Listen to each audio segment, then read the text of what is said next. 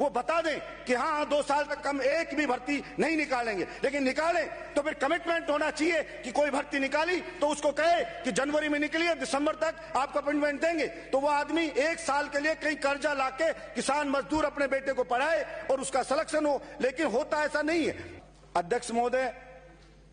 भर्तियां निकाली जाती है सरकारों के द्वारा, चाहे कोई भी सरकार रही हूं, भर्ती निकलती है और भर्ती निकलने के बाद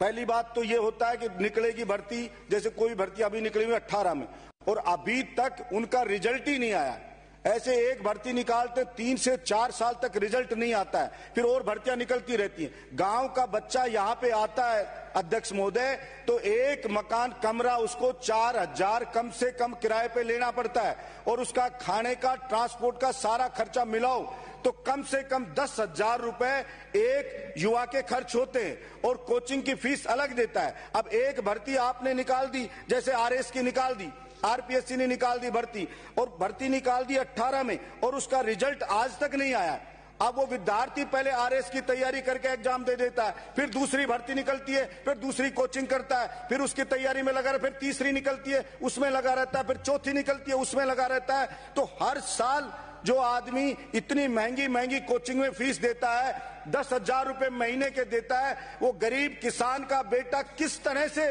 पढ़े? और गरीब किसान जो ये चाहता है कि मेरा बेटा पढ़ लिख करके और सक्सेस हो, अपने पैरों पे खड़ा हो, तो वो बेचारा कितने दिन तक किसान गरीब लड़े उस गरीबी से, उस मजबूरी से, वो कितने दिन वेट करे? अब उसका एक एग्जाम में सिलेक्शन हो जाएगा, फिर दूसरे का रिजल्ट आएगा, फिर कहे दूसरे में भी सिलेक्शन हो गया, फिर तीसरे का रिजल्ट आएगा, फिर तीसरे में भी सिलेक्शन हो गया। अब उसको नौकरी एक ही करनी है, लेकिन उसका शोषण 4 साल तक कर लिया गया।